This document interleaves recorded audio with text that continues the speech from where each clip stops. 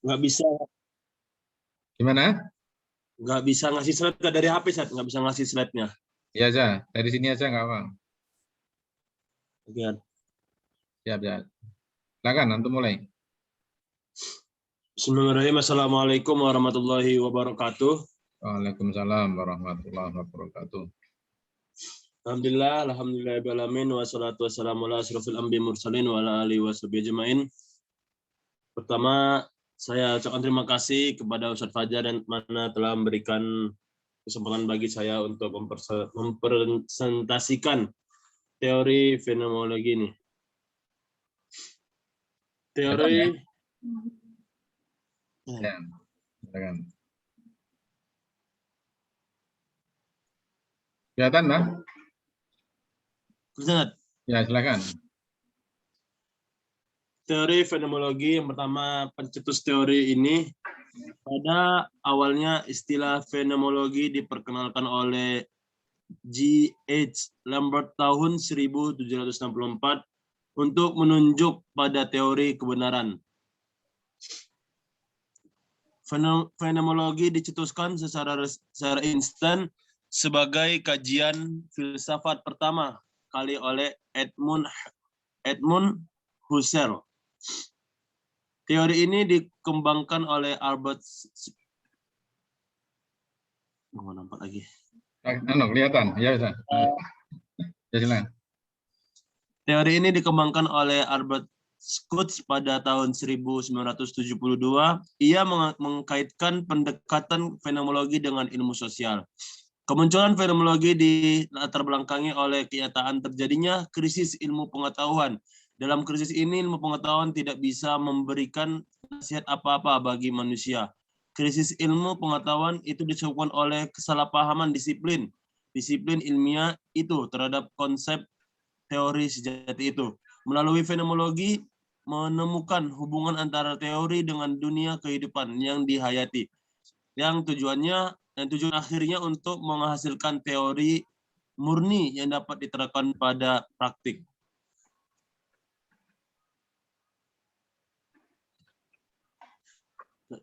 Lanjut. Halo. Lanjut. Ya. Pada dasarnya fenomenologi mempelajari struktur tipe-tipe kesadaran yang terentang dari persepsi, gagasan, memori, imajinasi, emosi, hasrat, kemauan, sampai tindakan. Baik itu tindakan sosial maupun dalam bentuk bahasa, struktur, bentuk-bentuk kesadaran. Inilah yang dinamakan kesengajaan yang terhubung langsung dengan sesuatu. Dalam komunikasi politik, teori fenomenologi berpendapat bahwa peran kepribadian politik seseorang akan lebih dapat dipahami dengan melukiskan peranan langsung orang tersebut.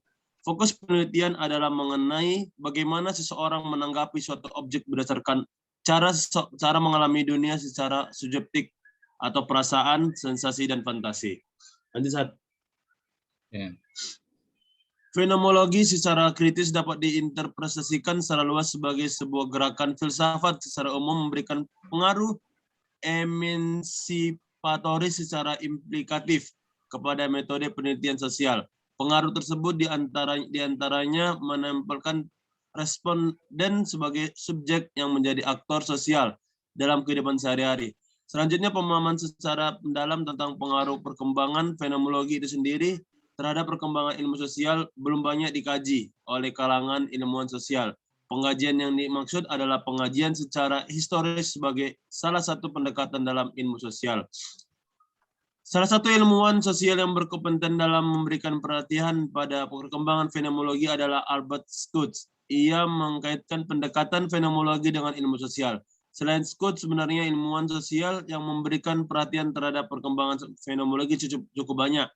Tetapi Schutz adalah seorang perintis pendekatan fenomenologi sebagai alat analisa dalam menangkap segala gejala yang terjadi di dunia ini. Selain itu, Schutz menyusun pendekatan fenomenologi secara lebih sistematis, komprehensif, dan praktis sebagai sebuah pendekatan yang berguna untuk menangkap berbagai gejala atau fenomena dalam dunia sosial. Lanjut, Ustaz. Ya.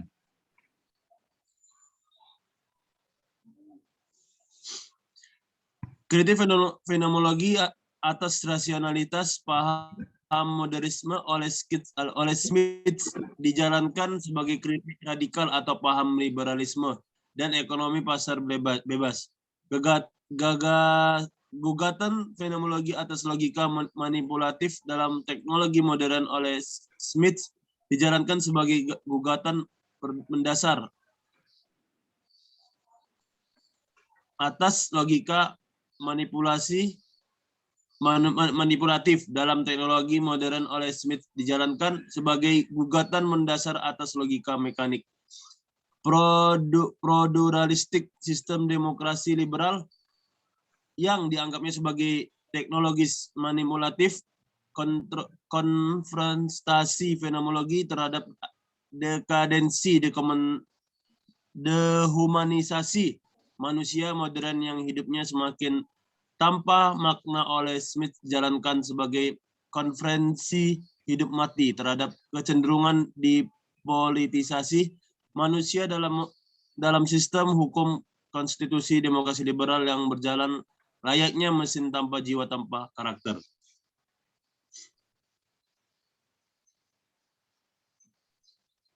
Sudah. Udah, Sat. Terus apa yang baru dari antum?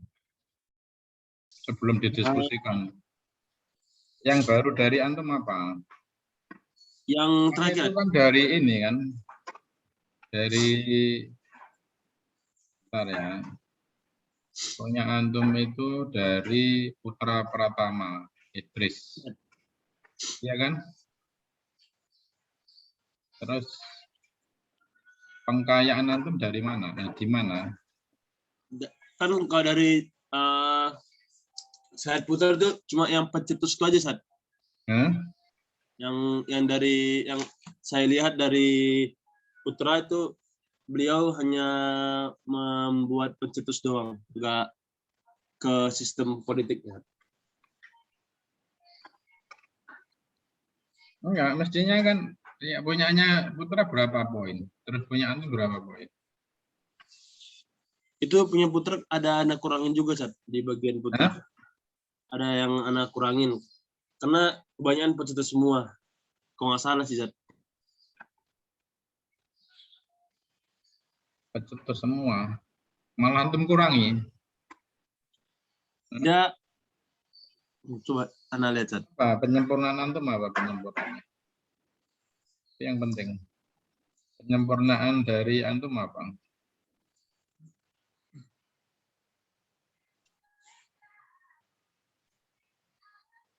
Anda bikin ke politiknya, ke ilmu sosialnya. Atas dasar apa?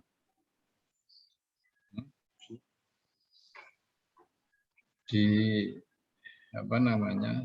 Ilmu sosialnya itu atas dasar apa? Kehidupan sosial, cuma ada politik juga, Sat, tadi. Maksud saya gini ya. Belum sampai ke sana, seharusnya yang antum lakukan itu belum. Arahnya itu kalau ingin menyempurnakan itu belum sampai ke sana. Oh, punyanya yang sebelumnya apa? Terlalu politik terus antum buat yang sosial gitu maksudnya. Atau gimana? Yang sebelumnya hanya membuat pencetus yang sebelumnya hanya membuat pencetus doang, kan? Tidak. Ya kan sudah betul. Selain pencetusnya apa yang ingin antum sampaikan? Seharusnya. Halo. Iya, benar.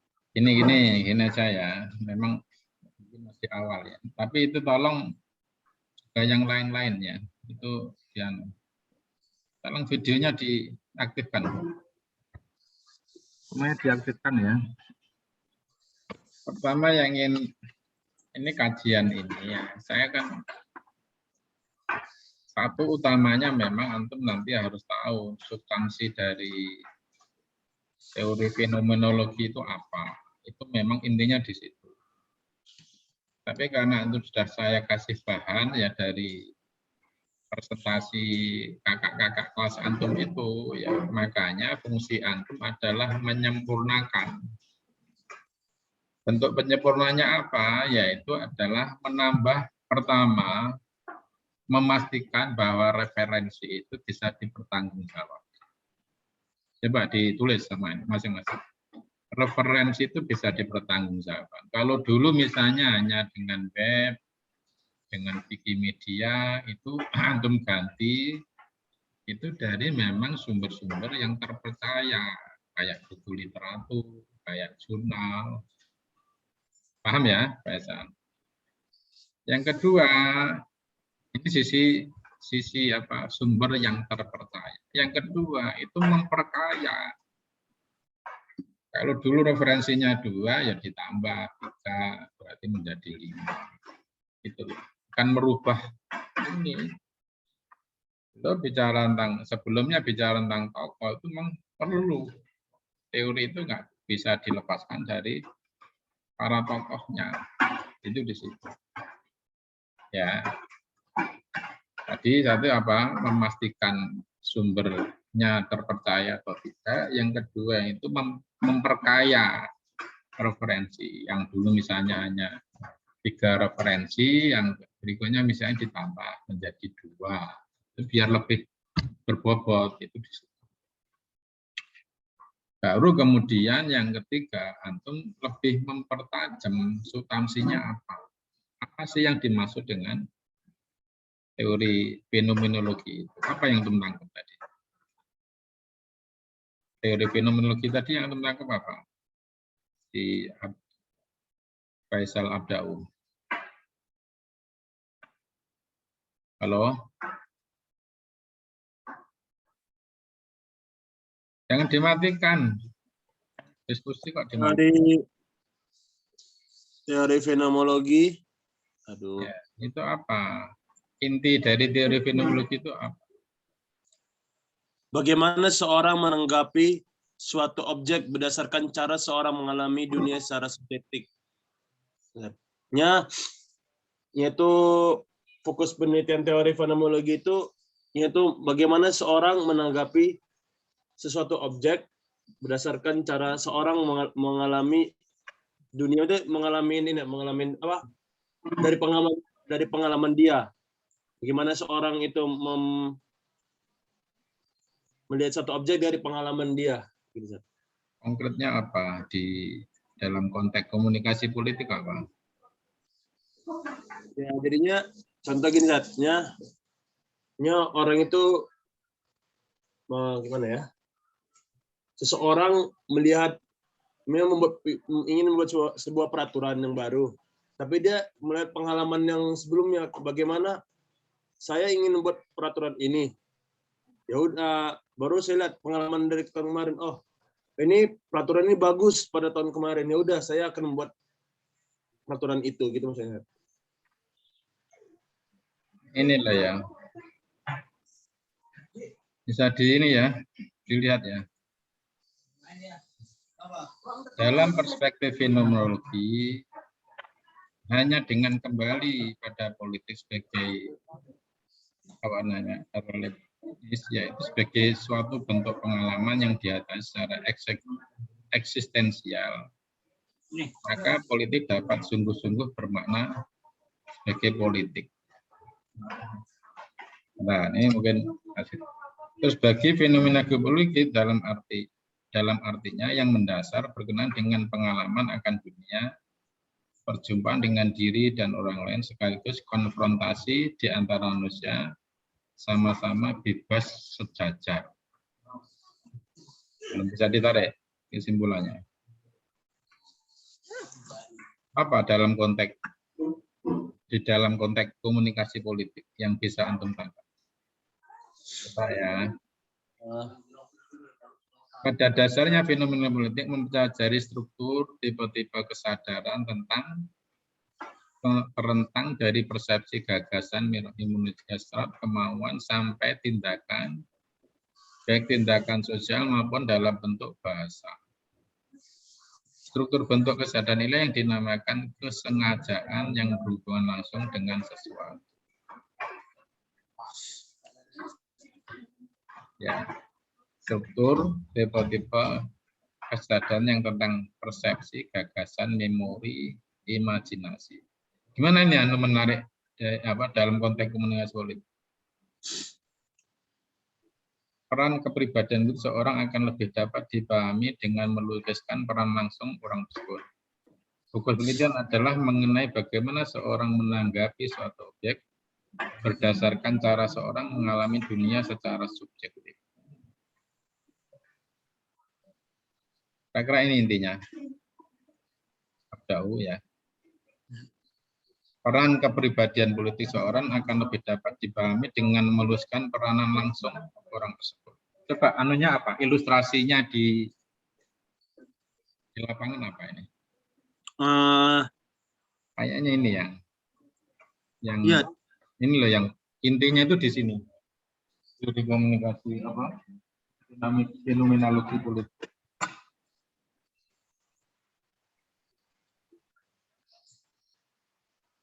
Halo. Halo, Zat. Ya. Coba antum pahami dalam kondisi ini. Berarti yang harus antum tangkap apa tuh dari pengertian? Di sini di mana seseorang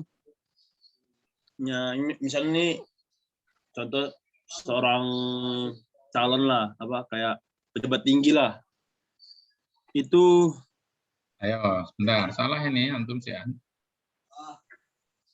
Ketika antum bicara tentang kepribadian politik, itu berarti antum dalam konteks komunikasi politik itu antum bicara siapa? Bicara apa? Ya, bicara siapa? Presiden mungkin Zat, atau menteri gitu. Bukan. Di komunikasi politik namanya apa? Apa namanya? Komunikator. Ya toh? Halo. Namanya komunikator. Ya. Nah, komunikator dalam politik itu siapa saja?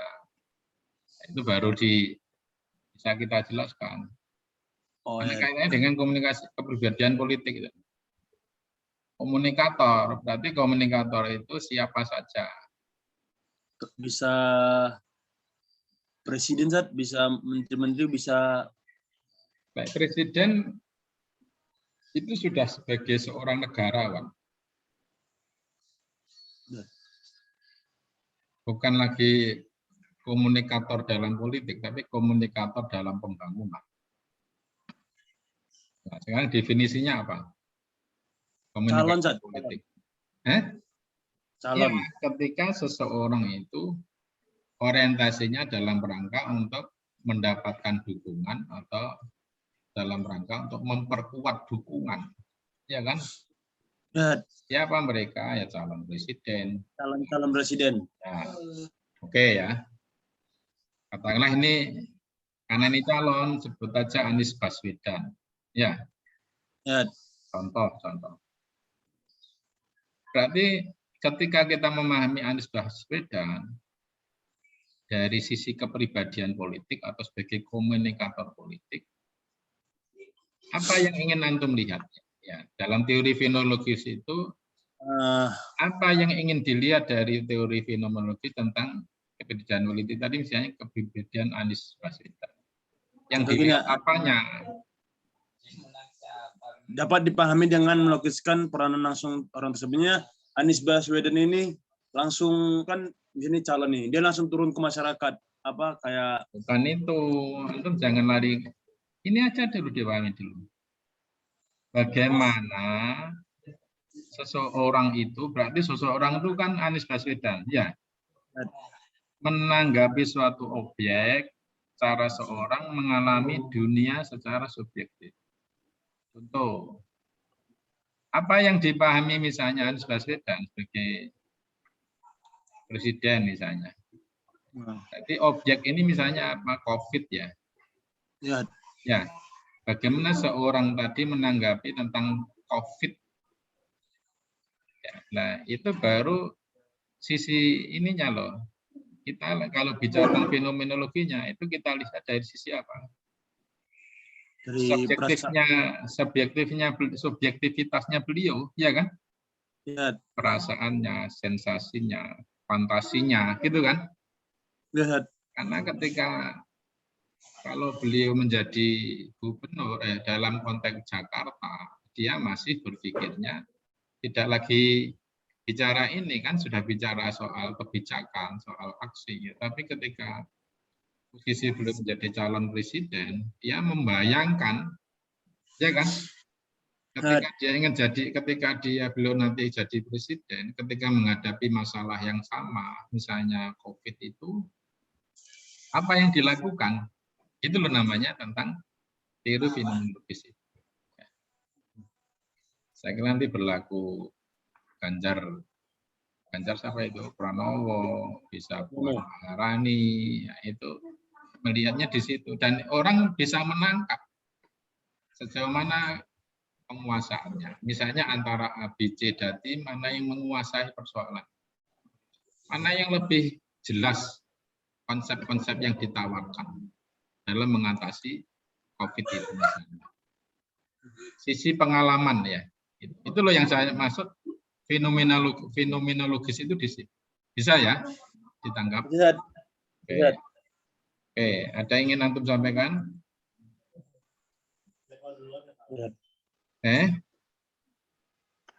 Ayo, hilang lagi nih anak-anak. Romli. Iya. Halo Romli. Komsur. Romli, Taufik, Al-Bakar. Ya, Romli dulu. Ya, apa yang antum catat tadi?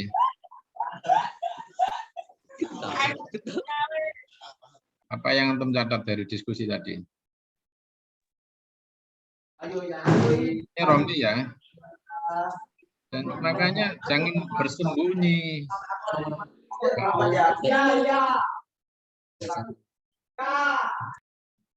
Siapa teriak-teriak itu? Pak Move nanti bisa hilang dari peredaran. Mana Romli? Ya diaktifkan terus. Ya, Ustaz. Apa yang dari yang tentang bagaimana teori fenomenologi menjelaskan komunikasi politik tadi? Dalam konteks komunikasi politik. Jadi teori fenomenologis itu yang dijelaskan oleh Thanos tadi, Ustaz, lebih ke apa namanya, fenomena sosial, Ustaz. Bukan begitu kok. Siapa sosial? Makanya dibuka, bro. Iya, Ustaz. Pokoknya ini loh, pokoknya. Dalam komunikasi politik, dalam teori fenomenologi, berpendapat bahwa peran kepribadian politik seorang akan lebih dapat dipahami dengan cara menggambarkan peran langsung orang tersebut. Artinya apa?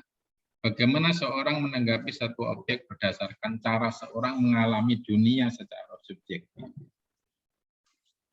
Makanya saya tadi nyontohkan kasus siapa? Anies Baswedan, kasus Ganjar Pranowo, kasus Puan Maharani. Nanti saya sebut satu orang dikira itu ya memihak, makanya saya sebut. Maka ketika menghadapi COVID itu dalam pola komunikasi politik itu akan terlihat mana yang lebih visioner, ya lebih visioner menangkap itu kan bisa kelihatan. Kan enggak Romli? Ya. Dinyalakan dulu, belum berhenti ngobrolnya kok dimatikan. Iya, Ustaz. Ya. Misalnya apa tawaran-tawaran yang di ini Pak? Biasanya kan sering kan wartawan nanya apa pandangan Anda terhadap 50 tahun ke depan itu misalnya. Era apa namanya? 4.0 dan seterusnya. Win zero ya, dan itu kan itu akan kelihatan visi penghayatannya, visinya ke depan tuh kayak apa. Itulah yang disebut dengan fenomenologi itu, komunikasi politik dalam fenomenologi. Paham? Ustaz. Ya. Pak Was, ada yang disampaikan? Halo, Pak Was. Mungkin ada Ustaz. Ya, silakan. Menurut Pak, saya kalau dari sesuai pemahaman saya teori fenomenologi itu bagaimana kita menyimpulkan kepribadian seseorang dengan cara dia melihat suatu fenomena secara objektif. Seperti itu bukan, Ustaz? bukan antum loh ya, tapi bagaimana antum memahami komunikasi politik seseorang, ya kan? Ketika melihat fenomena itu, ya berdasarkan, ya antum mengistilahkan objektif tadi ya. Nah, di situ malah subjektif masing-masing orang. Contohnya antara Ganjar Pranowo, Puan, sama Anies Baswedan itu berbeda, sama-sama menghadapi COVID itu kan beda. Nanti kan terlihat di dalam kebijakan-kebijakannya di Jakarta atau kebijakan-kebijakannya di Jawa Tengah. Hanya nantilah kalau ditarik agak jauh itu, ketika misalnya pengalaman beliau di DKI, di Jakarta itu ketika dia ditarik, dia membayangkan nanti misalnya menjadi presiden, apa yang dilakukan untuk konteks Indonesia.